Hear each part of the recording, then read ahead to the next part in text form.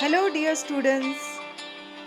Today in this video I will teach you about fundamental rights against discrimination, which is in your chapter Diversity and Discrimination, page number 206.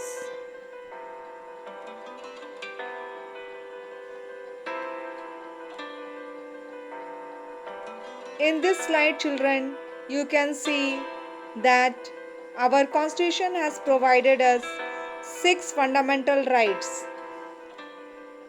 Keeping in mind the various forms of diversity in our country, provisions have been made in our constitution to protect the weak and the marginalized.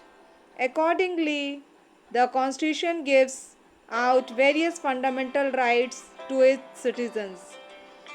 These help to ensure that the various types of discriminations are eradicated from the society.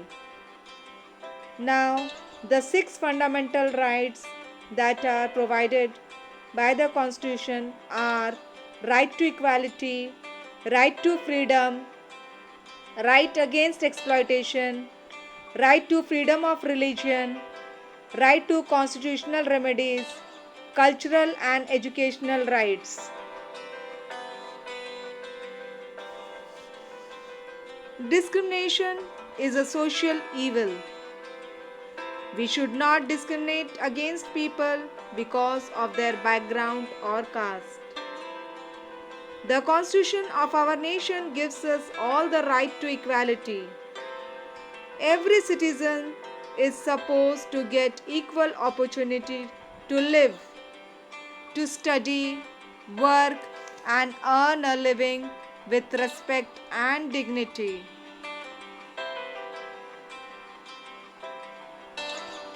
We as citizens are equal in the eyes of the law. It is a punishable offense to discriminate against a person based on his caste and religion. Every citizen of India can get government job. On the other hand, untouchability is considered as a crime. It has been legally abolished. Moreover, our constitution makes the government responsible for implementing the concerned laws and ensuring equality for poor and other such marginal communities. As you all know, children, that India is a secular country where people can practice their religion without any fear, bias, or discrimination. They can celebrate festival in the manner they wish to, use the language they are comfortable with, follow a religion of their own choice. No one can compel or force them to use a particular language or religion. This ensures that people of the country thrive in diversity. We are expected to live in harmony as good citizens of the country.